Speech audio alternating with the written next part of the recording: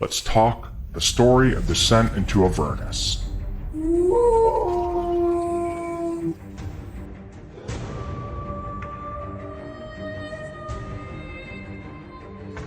It's the year 1494 Dal Reckoning, over a century after the events of Baldur's Gate 1 and 2 have occurred. The holy city of Elturel has disappeared from the Forgotten Realms and descended into Avernus, the first layer of the Nine Hells. Avernus was a charred wasteland of vast ashen plains with occasional foothills and mountains heaped with broken rocks, and it was ruled by archdevils. Elturel was a city-state lying on the river Chianthar, which is the same river Baldur's Gate is located on. It was a city of great prosperity, a center for agriculture and trade, and therefore a competitor of Baldur's Gate. What Elturel was currently undergoing would soon become the fate of Baldur's Gate as well, if something is not done. This is where your story begins for descent into Avernus. You find yourself at the Basilisk Gate, which was an entrance into Baldur's Gate located on the northeast side of the city. There's an influx of refugees from Elturel, and with the disappearance of Alder Ravengard, the city is beginning to enter a state of chaos. At the gate is a Flaming Fist captain named Captain Zaj, who is attempting to hold the peace through less than decent measures, for he wants to impress Commander Portier, a Flaming Fist commander of a different stronghold. She has been summoned to take control of the Flaming Fist in Baldur's Gate. Without the leadership of Alder Ravengard, the Flaming Fist is starting to lose control. Captain Zaj spots your party and says, "The refugee crisis has stoked fears that Baldur's Gate might suffer the same fate as Elturel, of which nothing remains but a hole in the ground. Apparently, our Grand Duke Alder Ravengard was visiting Elturel on a diplomatic mission when the city was destroyed. Coincidence? I think not. The Knights of Elturgard call themselves the Hell Riders. A few of them escaped the destruction and think we're somehow to blame for Elturel's downfall.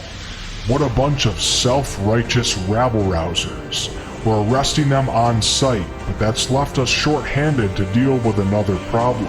And for that, I need your help."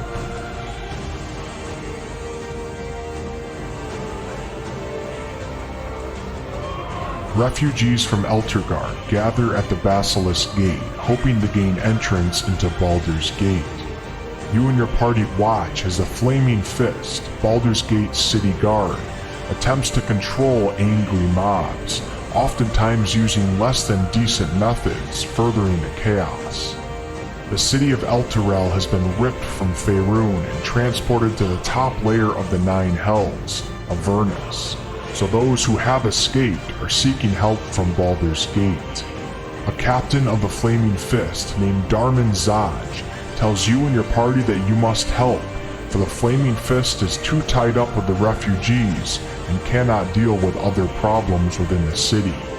In times of emergency, the Flaming Fist is empowered to draft adventurers, and if they refuse, the adventurers can actually be legally executed.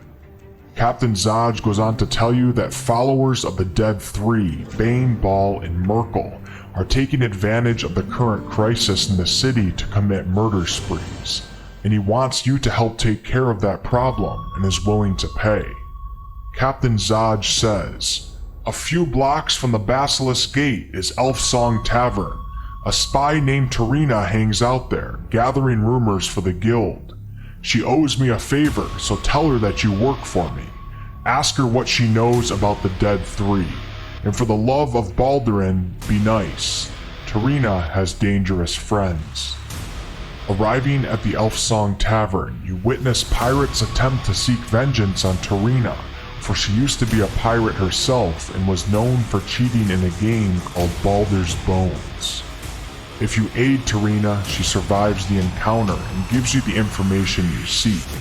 She shares with you that followers of the Dead Three have been spotted going to and from a public bathhouse northwest of Elfsong Tavern, and that there should be a secret door there that leads to a dungeon that they are operating out of. You and your party find and enter the Dungeon of the Dead 3, where you fight your way through the secret base of operations until you near a flooded chamber and hear the sounds of battle. Within the chamber are floating corpses, and you see a man with a giant club standing there, who goes by the name Mortlock Vanthampur. Instead of attacking you, he tries to forge an alliance. Although he was sent here to help the Dead 3 cultists, his brothers have turned against him and hired some of the cultists to assassinate him. Mortlock reveals to you that his mother, Duke Vanthampur, is paying the Dead 3 cultists to murder people in the city to prove that the Flaming Fist cannot do its job. If the city stops paying the Flaming Fist may leave the city, and no one can stand in the way of his mother. No longer seeing Mortlock as a threat, you and your party move on and find the treasure that is being used to finance the Dead 3.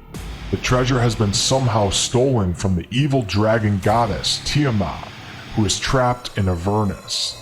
Duke Vanthampur must be working with some higher powers to acquire treasure like this, and Zariel is likely this higher power.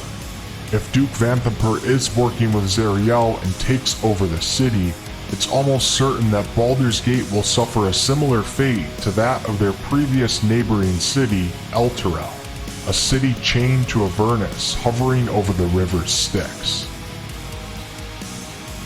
Mortlock has revealed to you where his two other brothers are likely to be, so you and your party head to the docks to the Low Lantern, a tavern located inside an old merchant ship. There, one of Mortlock's brothers, Amric, is conducting some shady business, and when you approach him, he recognizes your attempts to deceive him and gain information, so battle ensues. Mortlock surrenders, not wanting to be killed, and you and your party take him as your captive. Also in the tavern, you meet a lawful good female human hellrider named Rhea Mantlemorn, who has been watching Mortlock and your party. You learn that she came to Baldur's Gate when her city was transported to Avernus, but is laying low for the Flaming Fist are arresting Hellriders on sight. Rhea is investigating a rumor that Favius Krieg, Elturel's higher overseer, is actually in Baldur's Gate and not with his city that was transported to Avernus. And although she does not know of his treachery, she wants answers as to why her city has suffered such a horrendous fate. Rhea joins your party for your goals overlap, for she's watching the Vanthampur family closely to see if she can decipher Favius's whereabouts. It is clear now that the Vanthampur family is a tremendous danger to Baldur's Gate, so you and your party head to the upper city of Baldur's Gate where the family's villa is located. Having Amric as your prisoner allows you to gain entrance into the wealthy upper city, for Amric fears for his life and helps out your party for that reason alone. The Vanthampur Villa is a stately stone edifice with a detached stable house. Having Amric with you has proved to make navigating this villa much easier. Eventually you find Thirstwell's bedroom, a third of the brothers, and Thirstwell himself is within. He attempts to defend himself with his invisible imp, but you and your party subdue him and begin interrogating. Thirstwell reveals some important information. He tells you that his mother, the Duke, is in the dungeon below the villa with Favius Krieg, and they are both plotting to overthrow Baldur's Gate. He reveals that he and his brothers have stolen the Shield of the Hidden Lord from a crypt underneath the city when the Dead 3 cultists were stirring up chaos, and it's currently below in the Vanthampur dungeon. The Shield of the Hidden Lord is a powerful artifact and serves as a prison for a powerful devil named Gargoth. This devil has vowed to help the Vanthampurs and Favius is confident that he has devised a way to release Gargoth from the shield. You also learn that Favius arrived with the Infernal Puzzle Box, which is the magic item that contains the infernal contract between Zariel and himself, and after successfully picking a lock to a chest in Thirstwell's room, you acquire this puzzle box. You and your party head to the dungeon underneath the villa and find the Duke, Thalamra Vanthampur, kneeling before an altar. She greets your party with hostility, and battle ensues. Thalamra possesses some magical powers bestowed upon her by Zariel, her infernal patron, but you and your party prevail and take her life just before hearing her last words: "I'll see you in hell." Within the dungeon are prisoners, one of which goes by the name Phalister Fisk. He urges your party to go to Candlekeep, the renowned library fortress, to meet with Silvira Savicas, a tiefling sage who has been monitoring the activity in Baldur's Gate and Elturel. She may be able to open the infernal puzzle box. Phalister had previously memorized the floor plan of the villa and aids your party in searching the rest of the dungeon. When you get to the Vanthampur vault, you use a key obtained from Thalamra's body and open the door to find Thavius Krieg, along with the shield of the Hidden Lord hanging on the wall behind. Thavius attempts to plead his innocence to your party, and Rhea in particular, for she serves Elturel, but his stories don't hold up. If your party kills Thavius, you may encounter him again in hell as a devil. In the back of the room, the trapped devil Gargoth telepathically reaches out to you, referring to himself as the Hidden Lord, claiming to be a celestial being who will help you and your party rescue Elturel if you take the shield with you to the Nine Hells. Not ready to make any drastic decisions, your party takes the shield and heads back to Captain Zaj. During your meeting with Zaj, Commander Portier arrives and thanks your party for your help and urges you to pursue on your quest. She even gives your party horses to expedite your journey to Candlekeep. At Candlekeep, you meet Silvira, who is able to open the infernal puzzle box, and you find out that Thavius has forfeited Elturel and all of those bound by oath to defend Elturel, which includes Rhea, to Zariel in exchange for the 50 years of light the Companion offered, which initially saved Elturel from the Vampire Lord and ultimately gave Thavius rulership for that period of time.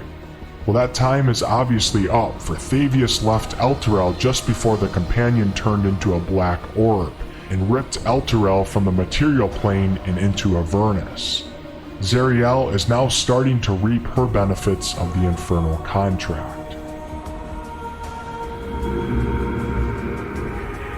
142 years before the start of descent into Avernus, in 1352 Dale Reckoning, an angel named Zariel had led an army out of Elturel to go fight in the Blood War in Avernus, which was the main site of the majority of the war's conflicts. The Blood War was an ongoing chaotic war between devils and demons. Demons were chaotic evil, and they wanted the destruction of everything living, while devils were of a lawful evil alignment and wanted to preserve the worlds of the living, for without them they would have no one to enact their own evil schemes on, no one to dominate. A war of two evils. However, if the demons were to succeed, it would be the end of everyone. The celestial Zariel watched as this war raged on, destroying vast swaths of the multiverse in the process. She chastised her peers for not getting involved with the Blood War, for she felt it was an angel's responsibility to destroy evil rather than stand back and watch. One day she had had enough, and she left Mount Celestia and went to the city of Elturel, where she was able to rally an army of warriors to fight in the Blood War and help put an end to the great evil that was affecting everyone. Zariel and her army descended into the first layer of the Nine Hells, Avernus, in an epic charge known as the Ride. They took their fight to the Archdevil Bel and his infernal legions, and while many did fight bravely, the horrors of the Nine Hells proved far too great for some. The ones that fled back through the portal sealed it behind themselves, betraying their own people. Elturel's army was known as the Hell Riders, and they were well renowned and respected, but this shameful betrayal would be a badge of dishonor they would carry to their graves.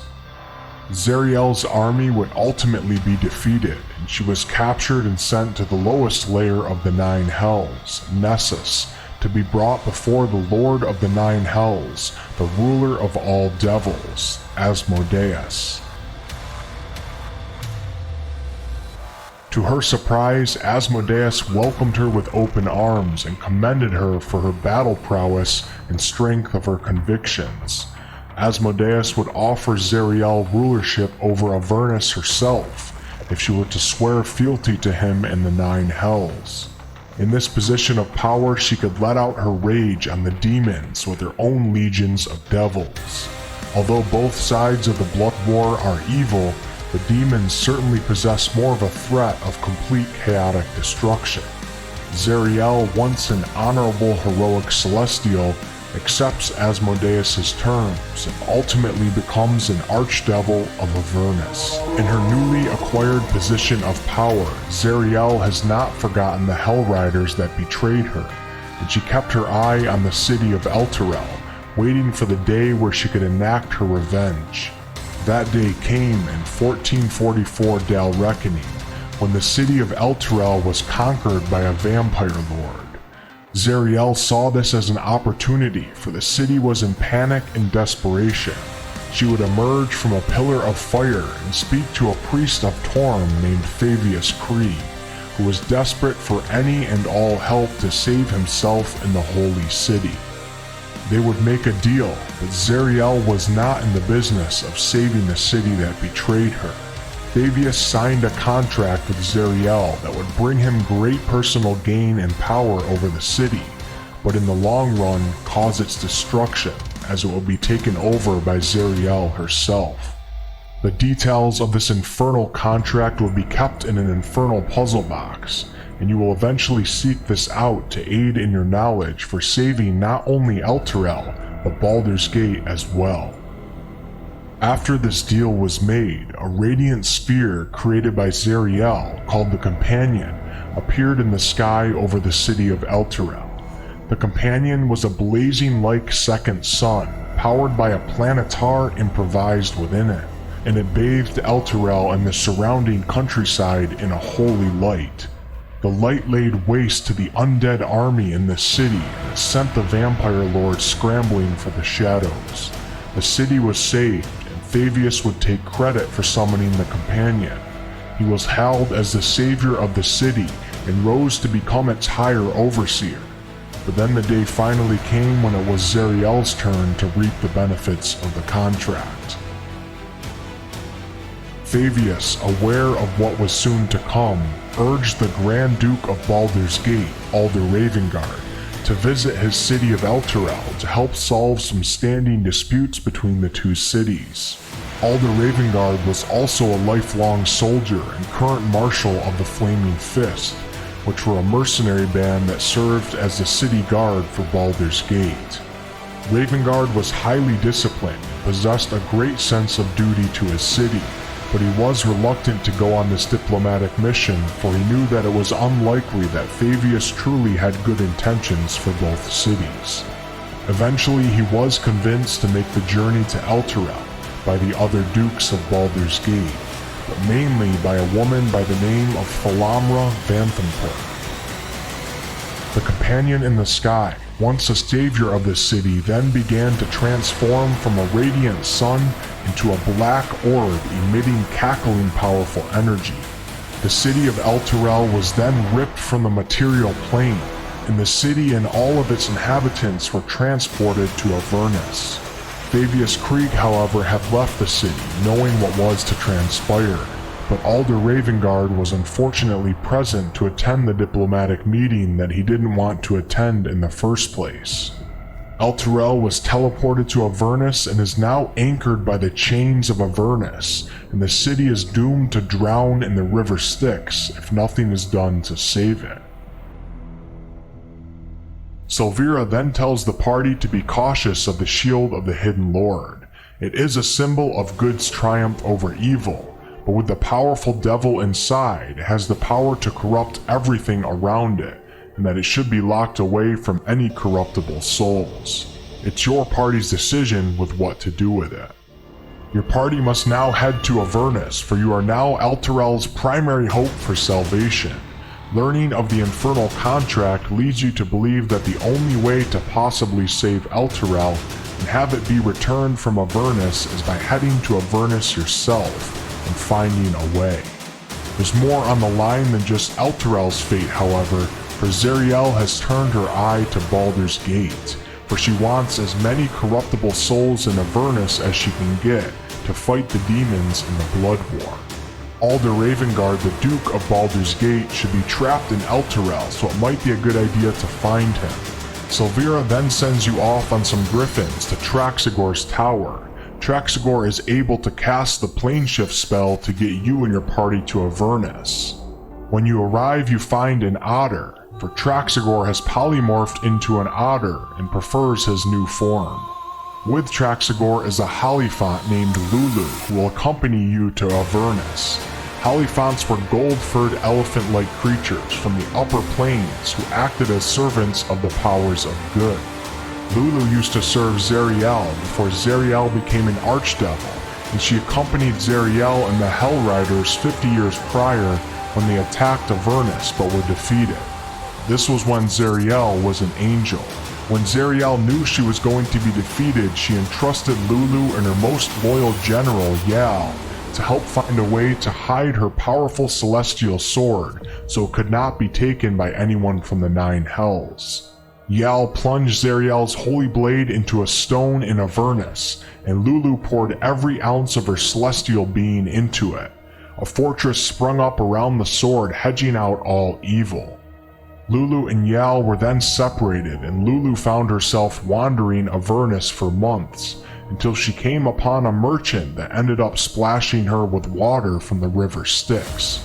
This caused Lulu to lose most of her memories, as well as her spellcasting powers. Zariel, now an archdevil of Avernus after Asmodeus summoned her, found out about Lulu, but could not bring herself to harm her former friend. But nor could she abide Lulu's presence, so Zariel sent Lulu to Faerun with some mental faculties restored. When your party is ready to go, Traxigor has you all stand in a circle, taps a tuning fork on the floor, and casts his plane shift spell. Welcome to Avernus.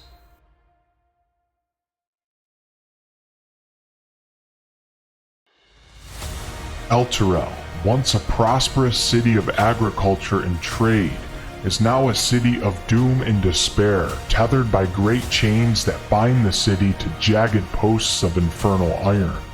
It would have already been completely overrun by devils if it was not for a massive surge of demons attacking the devils on the ground below. Loud, horrific sounds can still be heard hundreds of feet below, as demons crawl forth from the murky waters of the river Styx, to be met by the ordered forces of Avernus attempting to drive them back. Traxigor's plane shift spell has brought you and your party to the city, or what's left of the city, for much of it is in shambles. Although the city is not completely overrun yet, denizens of the Nine Hells can be seen causing havoc in every direction. Upon arrival, Lulu, your Hollyphant companion, has regained her innate spellcasting ability Light, and is starting to also regain some of her memories that she lost in the past when a devious merchant splashed water from the river Styx on her. Just the mere presence of Avernus is triggering some of these memories to come back, and they may prove useful to your party. Rhea Mantelmorn, the Hell Rider who had sworn an oath to protect the city and is currently assisting your party, advises that heading to the High Hall Cathedral might be the best plan for finding some sort of leadership in the city. On your way to the cathedral, you see 3 bearded devils going after a woman and her 2 sons. You and your party interfere just in time and capture the devils yourself. After interrogating them, you learn that the spiked posts that bind Elturel to Avernus are slowly being drawn into the ground. If this is to happen, Elturel will end up being pulled into the river Styx and all will be lost. Time is of essence. The woman you saved also reveals to your dismay that many of Elturel's citizens had died when the city was transported to Avernus. The The city is now currently split into two, with two bridges that once spanned a ravine in the city being all that connects the east and west sections of Elturel. High Hall is on the west side, and you and your party are on the east, so you must head to one of these bridges. As you venture through the streets of horror, earthquakes rumble the foundation and buildings crumble. Spine devils, Batazus, zombies, ghouls, ghasts, and even some types of demons, such as Bulezauts, have made their way up to the city to wreak havoc. You are forced to fight your way through some of these unavoidable encounters. Your party even spots a Narzugan, which is also known as a Hell Rider, and this powerful devil is riding a Nightmare, which is a Hell Horse. Lulu warns you and your party that this creature should be avoided at all costs. Rhea guides your party through the streets until you reach the southern bridge. On the bridge you spot some bearded and spine devils standing guard with the orders to cut off any assistants attempting to cross the bridge. This looks to be a risky fight, but you notice that on the bridge are runes etched into the stonework. This bridge must have been consecrated in the name of Torm, the god of courage. You speak a prayer to Torm and the runes activate, dealing intense radiant damage to the fiends on the bridge, making this not nearly as much of a challenge as before. You and your party cross the bridge as the sounds of the blood war going on hundreds of feet beneath the river are amplified. Eventually you make it to High Hall, but unfortunately it seems to be a point of focus for many of the devils, as you witness as an assault on the cathedral is well underway. Sneaking your way through the rubble in the courtyard of the cathedral, your party narrowly escapes the senses of the hellhounds roaming about looking for any survivors. Once you enter the cathedral, the time for stealth is over, and you and your party fight bravely against all sorts of horrors until you find and enter into the main crypt of the cathedral, which is now the home and hiding spot for over 100 frightened Elturel citizens. An acolyte in the crypt, named Faria, tells you that Alder Ravengard, the Duke of Baldur's Gate, is in fact leading the resistance of this city that he once had no respect for. Ravengard had gone out with a group of guards to the city's grand cemetery to investigate the proliferation of undead in that area, but he should have returned by now. Your mission is clear, and you and your party take a tunnel under the cathedral's catacombs that leads to the outside of High Hall, and you head to the grand cemetery in search of Alder Ravengard. Approaching the cemetery, you notice that the 10-foot high brass fence that once surrounded it has fallen in numerous places, and on top of some of the fence spikes are severed humanoid body parts.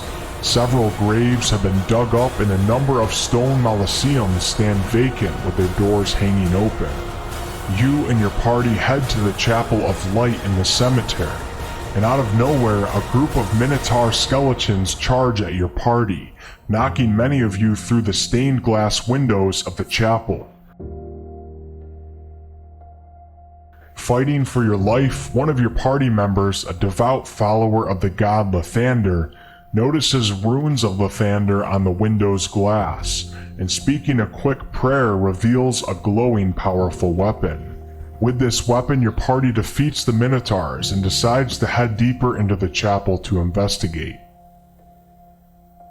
Arriving in the vestment chamber, you see a priest, formerly known as Gideon Lightward, standing there with two metzoliths, which were low-ranking Yugoloths. Instead of attacking you, he turns his attention to a staircase where a fiendish giant scorpion, followed by 5 dretches, rushes up. There must be a demon portal nearby. After killing the scorpion and the small demons, Gideon does not attack you, for his current focus is on killing demons in the name of the one who has corrupted him, Zariel. Your party's skilled in persuasion, and you convince Gideon that you're only here to slay demons. Gideon then reveals to your party that an armed group of humans entered the ossuary earlier. It must have been Alder Ravengard.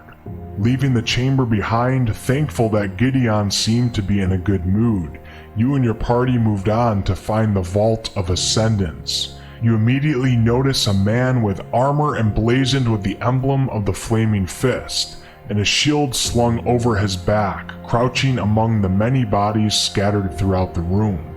It must be Alder Ravengard. His eyes are closed and his hands are clutching at a gold helm on his head, as if he is trying to in vain claw it off. A mixture of saintly words and cruel hissing spills from his lips. After fighting off some wild-eyed minotaurs that have came from the portal nearby, Rhea notices that Alder Ravengard is wearing the Helm of Torm's Sight. This helm is supposed to allow its wearer to establish a connection with the god of courage himself, Torm, but it seems like that connection has been compromised somehow. This likely has to do with the portal nearby that demons are using to enter the city. Alder seems to be battling a demonic presence that is attempting to take over his connection with Torm. You then remember that the acolyte, Faria, you talked to back in the main crypts of High Hall, specialized in exorcism and possession, and that might be the best bet for helping Alder Ravengard escape this fragile mental state that the helm locked on his head seems to be causing.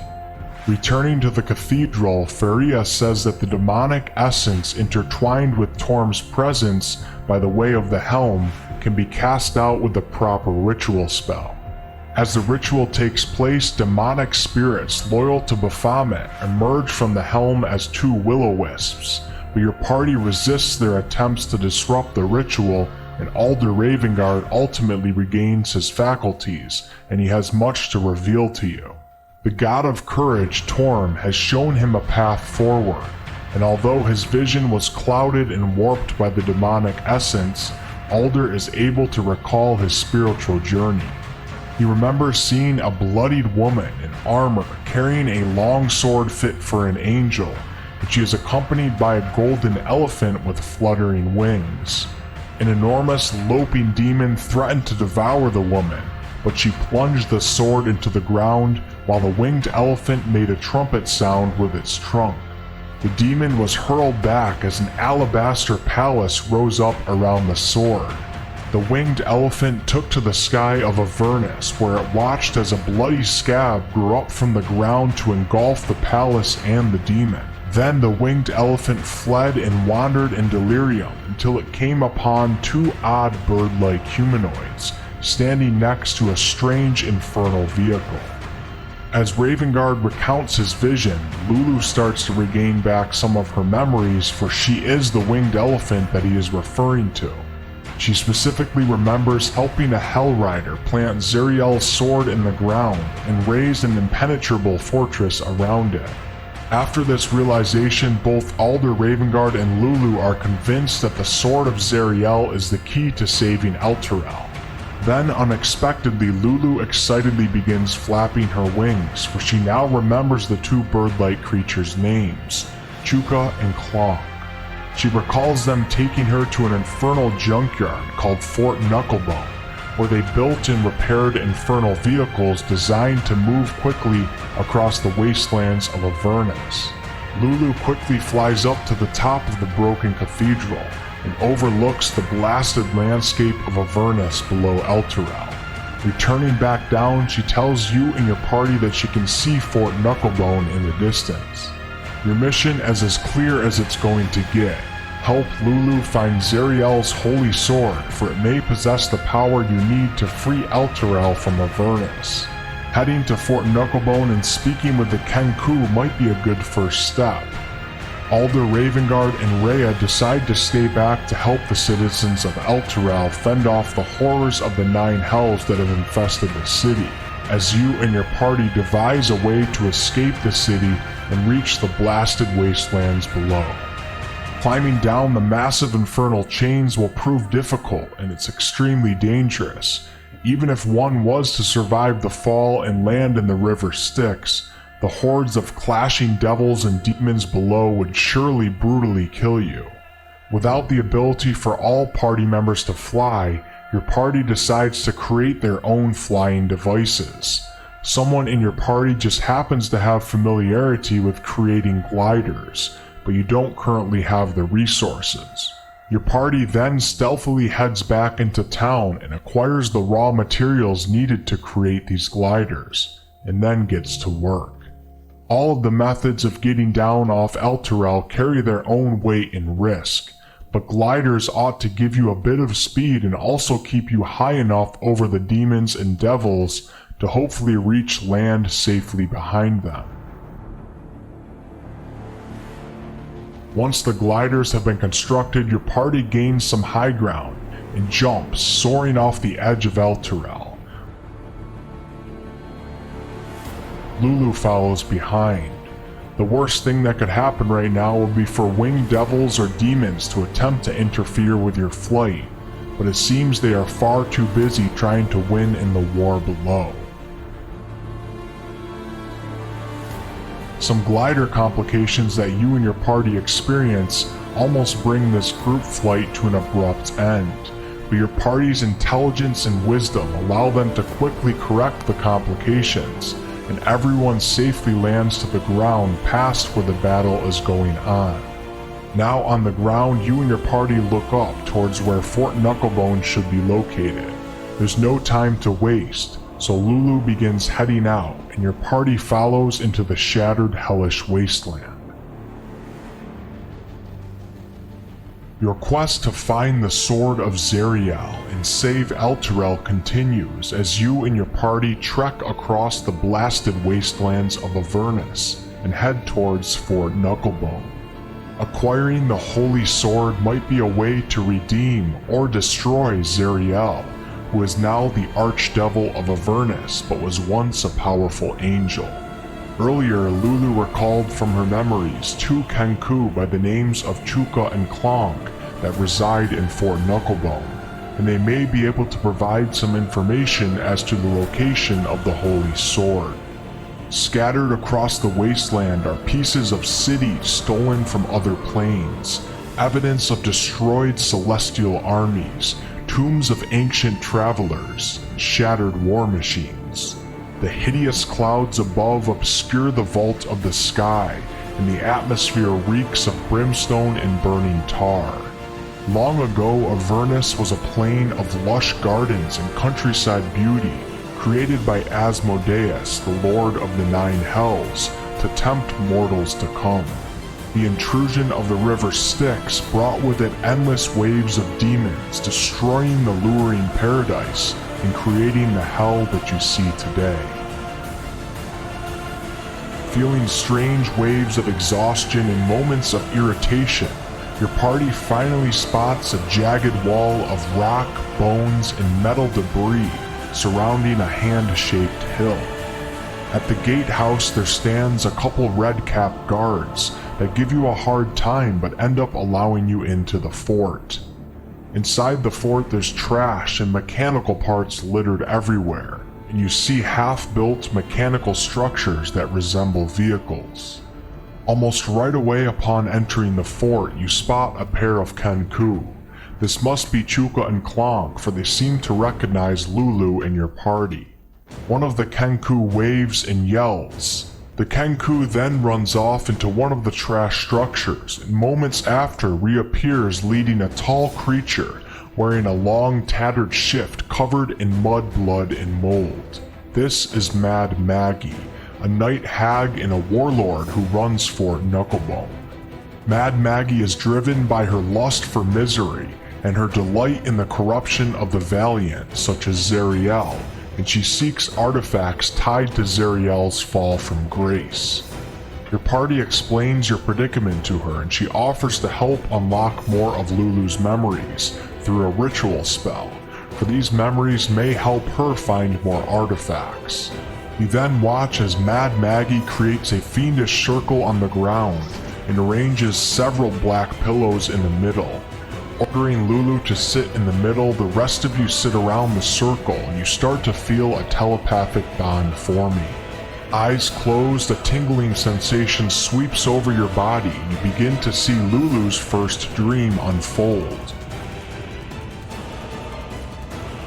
Although just a dream, your party finds that they can experience psychic damage in this dreamscape, and you find yourself defending Lulu and an angel from a group of 6 spine devils. The battle erupts, and then the dream shifts through 2 more landscapes until you find yourself wandering a vast barren land, where black sludges rise from the ground attempting to consume you. Your party members, to their horror, find themselves stuck, but you are able to escape the grip of the black sludge, and you enter into another dream.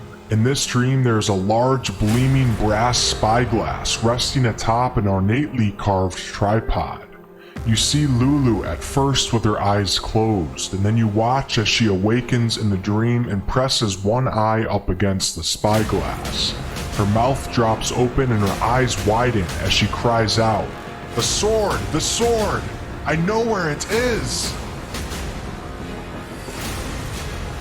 The dream then ends and everyone awakens. Lulu has recovered the memory of what she believes to be the location of the Bleeding Citadel, where Zariel's sword currently resides. Mad Maggie, pleased with the knowledge she has now gained, decides to provide your party with an infernal war machine to traverse Avernus and find the Citadel.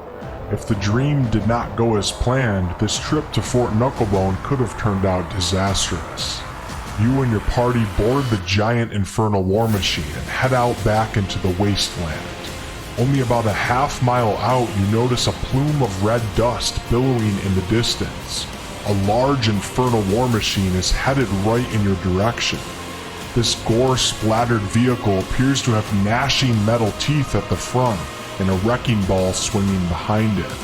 Unable to outrun this giant machine, your party braces for impact as the metal teeth of the war machine clips into the back of your party's vehicle, spinning you around to a complete stop. The enemy's war machine quickly turns around and pulls up beside you. You watch as 3 weirboars and a couple weir rats jump to your vehicle like pirates would out at sea. Underestimating the power of your party, they all meet a grave end. Your current infernal war machine does not seem to be reliable anymore, so you and your party transfer over to the giant war machine. The leader of this war machine, Raga Draga, had on him 3 soul coins, which are used as fuel for these vehicles, and you and your party continue on with your quest. As you cross the vast wasteland, you run into other warlords scavenging for soul coins, but your mission is clear and your war machine prevails. Lulu's dreams have led you to a place known as Haruman's Hill, and you head to the summit to get a good look. Haruman was a human paladin of Helm and one of Zariel's most devoted Hell Riders. Haruman now pins the souls of deserters of Zariel's cause onto barbed metal trees. Along the way to the summit, you see various bodies impaled to these metal trees, writhing in torment as bloated Sturgis feast on their blood. On the largest tree of them all, you notice an impaled vampire who goes by the name Jander Sunstar.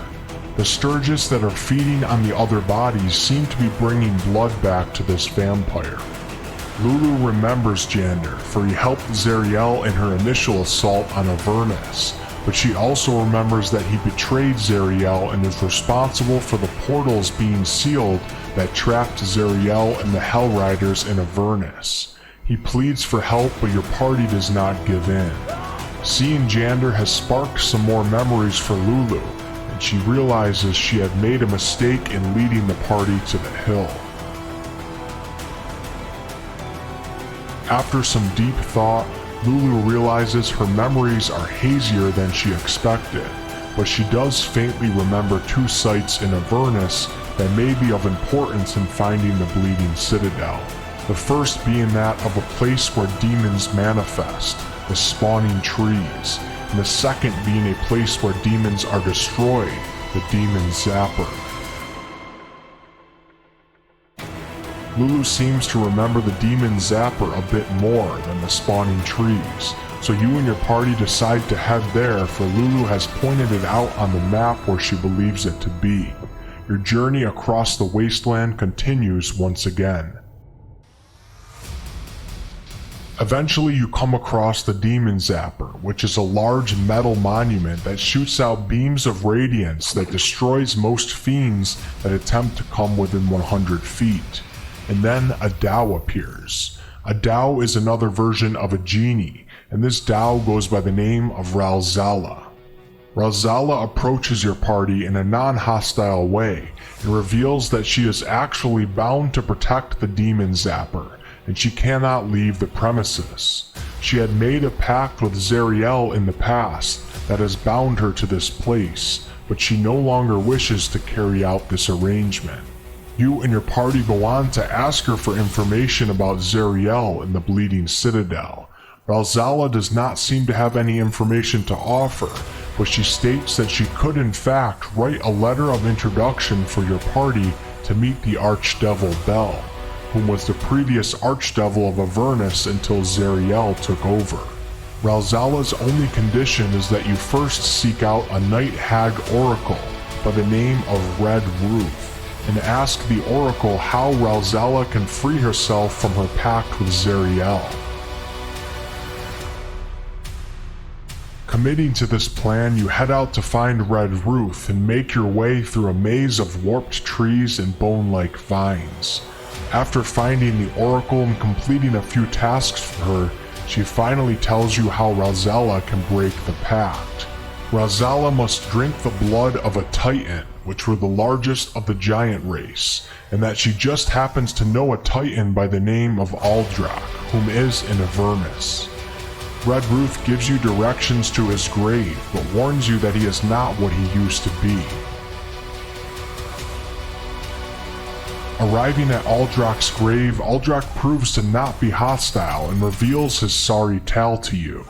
Long ago, he quested into the Nine Hells to slay Tiamat, the evil goddess of dragons, to earn glory for his deity, but he failed in his quest and was cursed and turned into a spine devil by Tiamat herself. In his current fiendish form, his blood will not suffice in freeing Ralzala from her pact with Zariel. Aldrak tells you that if he is to regain his true Titan form, he must spill some of Tiamat's blood on the ground of Avernus, but that fighting Tiamat in his current form is madness. Aldrak wants to return to his Titan form more than anything. And if you can help him do this, he says he will give you some of his blood. Aldrak has an idea for how to go about this without actually having to fight the evil goddess dragon herself. A dragonborn Oathbreaker paladin by the name of Archon the Cruel has a reliquary around his neck that carries some of Tiamat's blood. Acquiring this reliquary would serve as one way for Aldrak to spill Tiamat's blood on the ground and return to Titan form. Aldrak then shows you a gem glowing on the pommel of his old sword and tells you that this may be of value to Archon, for it's an orb of dragonkind. Maybe Archon will be willing to make a trade. Your next mission is clear: head to Archon's tower. You and your party members are quickly realizing that making deals in Avernus seems to be a never-ending life-risking process, but you have come this far and there's no turning back. Readying the war machine, you head back out to find Archon's tower. Eventually, along the horizon, you notice a dark tower looming with a black spire rising hundreds of feet. The tower's apex splits into 5 narrower spires that jab at the sky like clawed fingers. Along the ramparts you see undead guards in various forms of decay. Archon the Cruel has claimed this tower as his base, and he conducts research in hopes of asserting his will over an artifact known as the Hand of Vecna. He believes the Hand of Vecna contains secrets that can be used to free his queen, Tiamat, from the Nine Hells, for she was banished here by other gods in the past. Approaching the tower, your party freezes as you hear a loud roar. Looking up, you see an adult white dragon flying above. Thankfully, it's not attacking, but instead seems to be alerting the tower of your presence. Emerging from the tower and heading right towards you, you see a turtle by the name of Crawl, whose shell is carved with draconic runes that spell out prayers to Tiamat. You end up convincing the Turtle Death Priest that you have something of extreme value that Archon might like to have, and Crawl leads you to a monument of Tiamat where Archon currently is. This monument is a place where Archon can commune with his queen and report his progress with the Hand of Vecna artifact. You arrive at the tent where Archon is standing, accompanied by his manticore companion Chango and Torogar Steelfist, his savage minotaur bodyguard.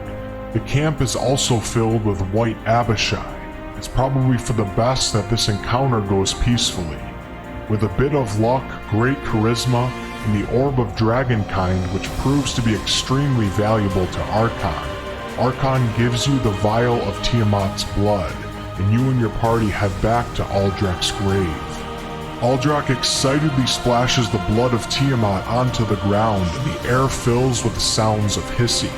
Moments later, his fiendish skin sheds and he grows back into his true form, that of a lawful evil Empyrean.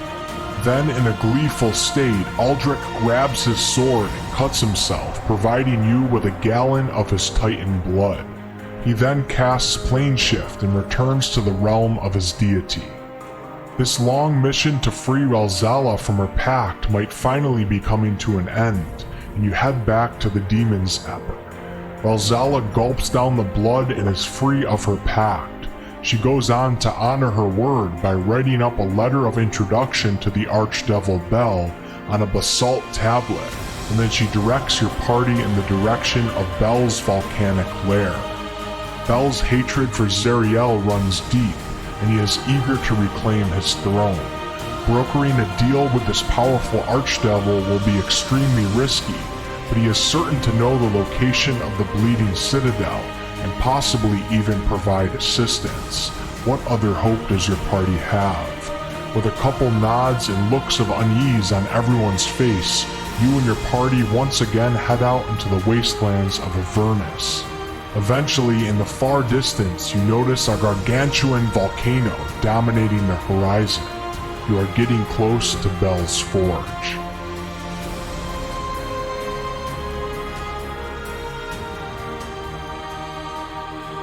Your party has acquired a letter of introduction from Ralzala to meet with the Archdevil Bel. You have now arrived at his multi-layered fortress that's built into a giant volcano's rocky slopes. Although Bel and Zariel loathe each other, Asmodeus, the Lord of the Nine Hells, knew that Bel was one of the greatest military minds, so he made Bel Zariel's second in command.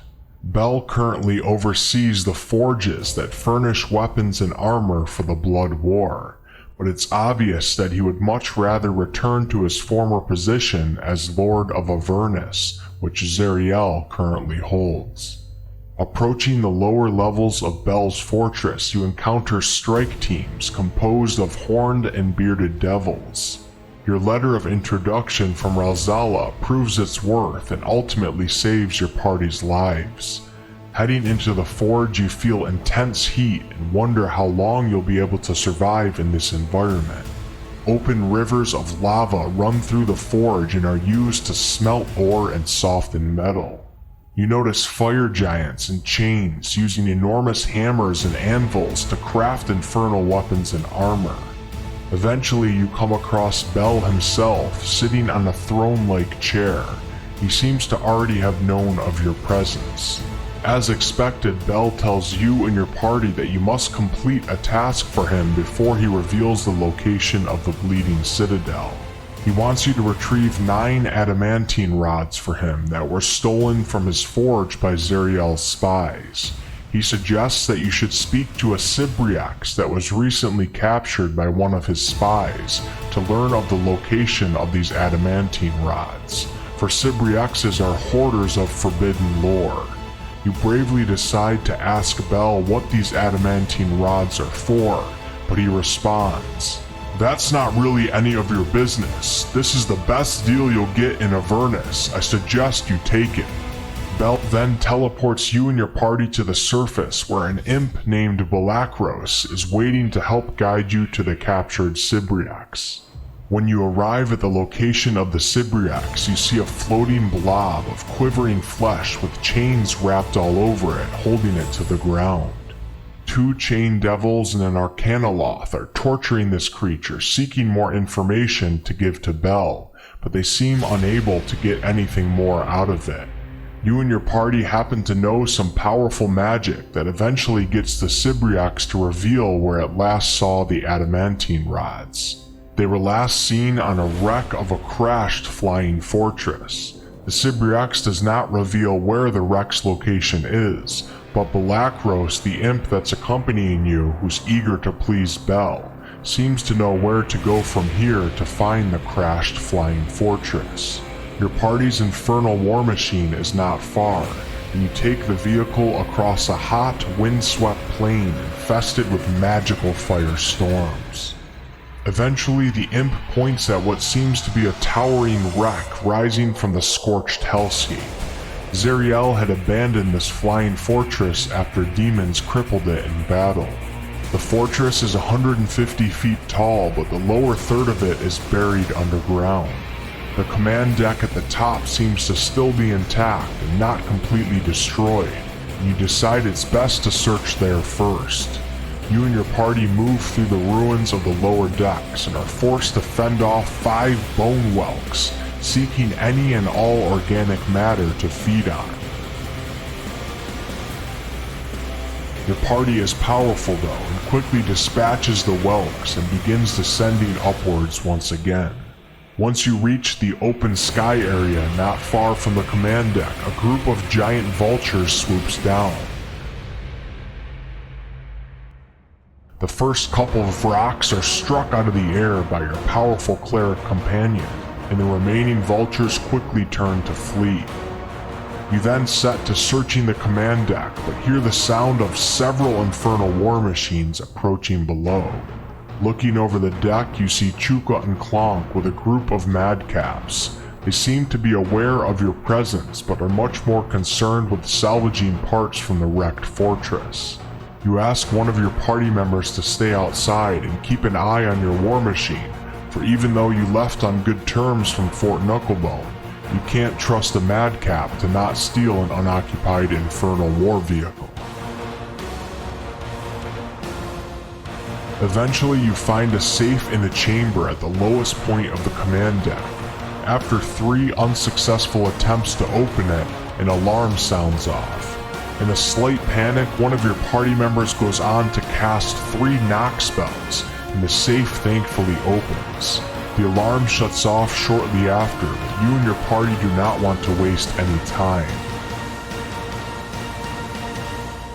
Inside the safe are the 9 adamantine rods, engraved with runes that spell out the words, Solar Insidiator Lock.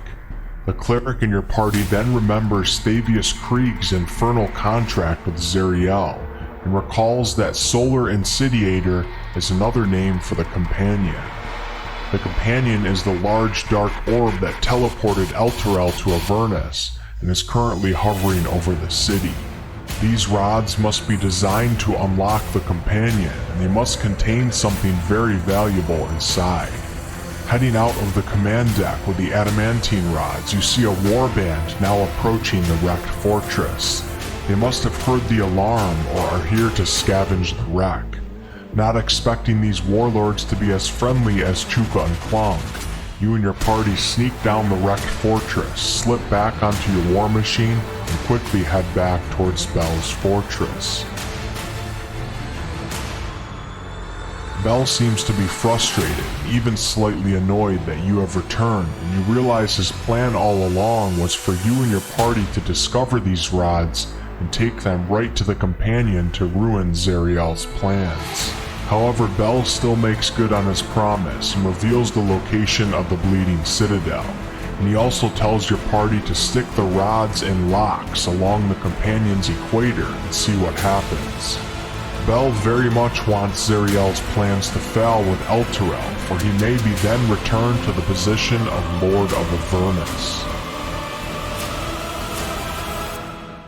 Lulu advises your party to find the sword before returning to Elturel, and you head out once again to find the Bleeding Citadel. As your war machine nears the location that Bell pointed out, you see a large, disgusting scab close to completely engulfing an alabaster palace and absorbing it into the nine hells forever. You have found the Bleeding Citadel. Lulu warns you that time is of essence and that unfortunately the only entrance to the Citadel is covered by the lower portion of the scab. You and your party head to the top of the scab and drop down through a hole into a vast network of tunnels which were carved out by demons. Lulu can sense the distance and direction of the entrance to the Citadel, for she helped create it, and she leads the way. Within the tunnels you come across bulezals, barguras, and hostile swarms of insects. Your party is very powerful though, and successfully fights through these horror tunnels and ultimately reaches the entrance to the Citadel. When arriving, you see brass double doors standing exposed to the wall of the scab. It's obvious that many creatures have attempted to break through these doors, but only may the doors be opened if a creature of pure heart is in the immediate area. After casting a detect magic spell, an aura of abjuration is revealed around the double doors, and Lulu's presence allows you to open the doors. When the doors are open, out pours a bright white light. Entering the Citadel, you feel the holy power as it revitalizes you and your party.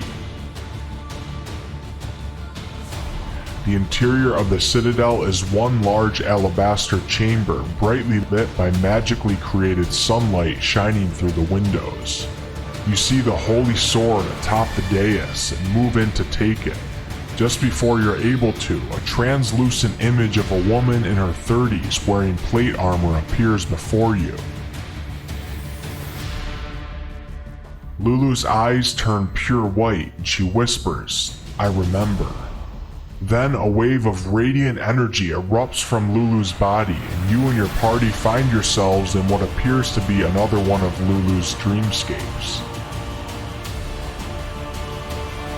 You're now in a town called Idleglen, which is on the continent of Faerun, and is where Zariel and her Hell Riders fought the demon Yinogu before they headed into Avernus. Idleglen was a town that was experiencing major side effects from the Blood War, and one day Null tribes came to raid the town, but with demons among their ranks. The Prince of the Gnolls, a demon by the name of Yinogu, was leading this warband. The town is under attack, and you see townsfolk fleeing for their lives. You and your party decide to help, for you do not know exactly what is happening. Entering the town, you are forced to fight gnolls, dretches, and hezros. You notice guards of the town with armor covered in ichor of demons, and they seem to have now gone mad and are seeking to murder. Not wanting to kill the guards, someone in your party casts Dispel Evil, and the guards are returned to normal. Then a wild, hideous laugh pierces the air, and you see what looks to be a giant gnoll covered in matted, bloody-stained fur, swinging a three-headed flail, charging at your party. The battle ensues, but the Demon Lord holds strong. The cleric in your party is struck to the ground, and you watch as Yinogu lifts his flail to perform the final blow. Out of nowhere, radiant light bursts from the sky, and the Demon Lord shuts his maw and narrows his eyes, gazing upward. A powerful angel comes streaking down, followed by a gold-furred mammoth with feathered wings. The angel slashes her sword across the demon's chest and utters a spell that creates a portal behind him. The giant mammoth then charges right into Yinogu, hurling him through the portal, which quickly closes behind him. This is Zariel and Lulu in her magical giant form. They introduce themselves to you and your party and heal everyone back to good health. A Hell Rider who is fighting nearby now approaches, and it looks to be the same woman as the ghost you saw back in the Citadel. She introduces herself as Yal and thanks you all for your help. Then you see a bright flash of light and you find yourselves back within the bleeding citadel. You once again see the ghost of Yal standing before the sword. Yal was the one who plunged the holy sword into the ground before Lulu created the holy citadel around it. Yal says, "You have faced many trials to claim the sword of Zariel. I'm sorry to say you face one more. The hero who becomes one with this blade exists no longer. Which of you is brave enough to draw the blade and be gone forever?" The journey to get the sword has been long, tiring, and extremely difficult, and you decide you are willing to sacrifice your former identity and become a servant of good. Just as you reach for the sword, the cleric in your group whom almost died in the dream pulls you back and grabs the sword, sacrificing herself to the cause. The citadel and the scab around it explode in outward blinding rays of light, and you and your party find yourselves standing under the red skies of Avernus once again. In the area surrounding where the citadel once stood, you notice demons have been hurled away, many completely destroyed while others limp off to lick their wounds. Your cleric companion is now being transformed into a heavenly idealized version of herself. Her beauty takes you all back. She has been touched by the upper planes now, and shall serve the heavens for eternity. This may be a curse to many, for you're no longer free to live the life you choose, and your past life is no longer of significance. Your cleric, however, stands proud and ready to finish the task. With the sword now in your party's hands, Lulu urges you to find Zariel and attempt to redeem her. This sounds risky though, for you wonder if there's even a chance that Zariel can be redeemed, or if the attempt itself will turn into a deadly battle. Consulting with your party, you ask if you should instead attempt to make a deal with Bel once again, or possibly even go back to Archon the Cruel and see if something can be worked out with his queen, the evil goddess dragon, Tiamat. Defeating Zariel on your own seems impossible, but with the sword and the help of a powerful supernatural power, it just may be possible. Lulu barges into your conversation and reminds your party of how making deals with these powerful evil entities rarely works in your favor, and it instead could make the situation far worse if Zariel were to be the one to prevail. You notice a look of uncertainty on Lulu's face, but she quickly looks away, not wanting to show her true emotions. Realizing that none of your options seem to really have any sort of certainty tied to them, you glance back over at Lulu and remember that none of this would have been possible without her help. Looking over at your angelic cleric holding the holy sword in her hands, you feel a wave of holy energy pass through your body. Your decision has been made. You and your party will attempt to redeem Zariel with the sword. Heading back to your war machine, you notice that it has taken damage from the explosion of the citadel, but it still seems to work, somewhat. Lulu points towards the horizon, underneath where you can see Elturel hanging above the river Styx.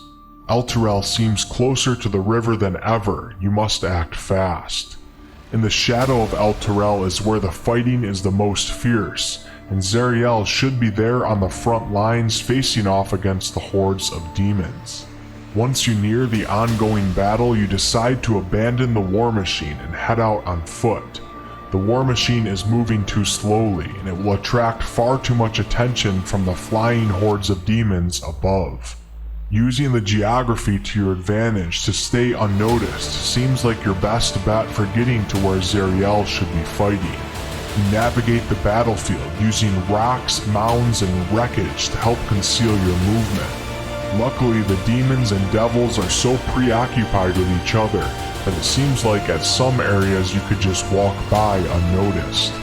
Reaching an elevated area, you look over at the vast battlefield and see a figure wreathed in flames striking down demons with tireless fury. This must be Zariel. Unable to conceal your movement any longer, your party heads out as a solidified unit towards where Zariel is fighting. Battling off demons from all directions, your cleric with the sword of Zariel strikes them down. As you get closer, you notice the area where Zariel is open and unoccupied, for demons and devils alike dare not interfere with the current ongoing battle between Zariel and a hyena-faced Balor. As you get closer, you see Zariel strike down on the Balor's face with her warhammer, crushing it completely. After the demon is destroyed, chaos erupts again, and your party once again fights for survival. Your group is powerful, and your angelic cleric companion is putting on quite the spectacle. Looking around you, you notice that Lulu is no longer with your party, but before you have time to contemplate, you see the battlefield beginning to clear the area around you. Zariel approaches. She must have taken notice of the sword. Now standing about 20 feet away, you see Zariel with her eyes fixated right on the sword. Your cleric holds it up as it glows brighter. Zariel's face quickly turns fierce as she charges at you and your party. Battle begins, and you know that you face certain death. Just minutes into the battle, Zariel strikes your cleric to the ground with the pommel of her hammer. Unable to close the distance in time, you watch in horror as Zariel lifts her hammer high over your cleric's head. This can't be happening. Just as the hammer begins its descent, you see Lulu out of the corner of your eye, flying straight at Zariel. You watch as she flies and hovers directly over your downed cleric, and Zariel's hammer strike stops just inches away from her body. Zariel, completely taken by surprise, steps back, and her and Lulu make eye contact. Your cleric begins sitting up as the holy sword rises from her hands and hovers in the air, glowing even brighter. You can see an internal struggle going on within Zariel. Lulu then urges Zariel to take the sword and rejoin the celestial host. To everyone's surprise, Zariel's trembling hand reaches towards the gleaming hilt of her old sword. Her fingers brush against it, and she grimaces as radiant light sears her flesh. As her grip tightens, she grasps in pain, and then speaks an oath through tears of confusion, sorrow, and joy.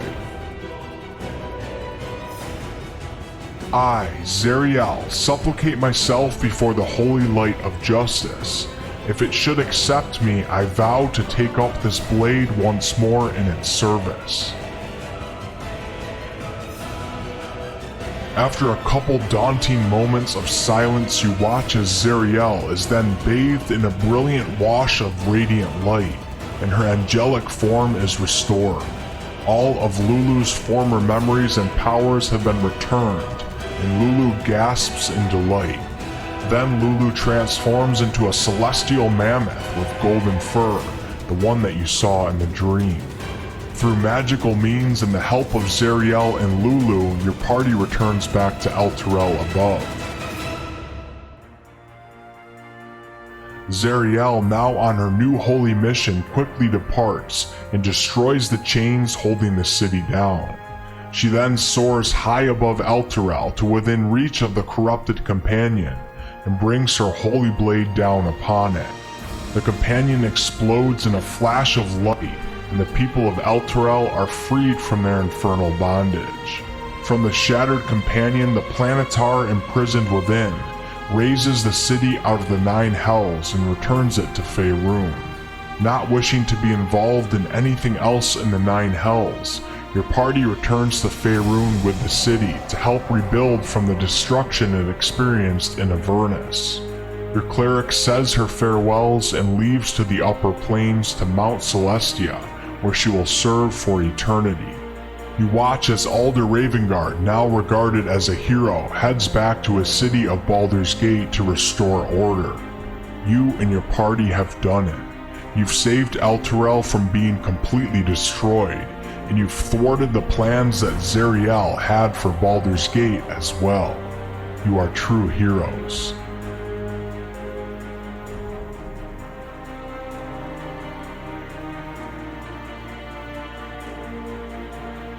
And wow, we are done. Any of you guys that have actually watched this entire series, let me know below in the comments. There's a special place in my heart for you guys. I really do appreciate it. So let's talk about alternate endings and why I went with the ending that I did. So Larian Studios did tell us that at the start of Baldur's Gate 3, you're going to be in Avernus, and then you're going to crash land on Faerun in between Elturel and Baldur's Gate.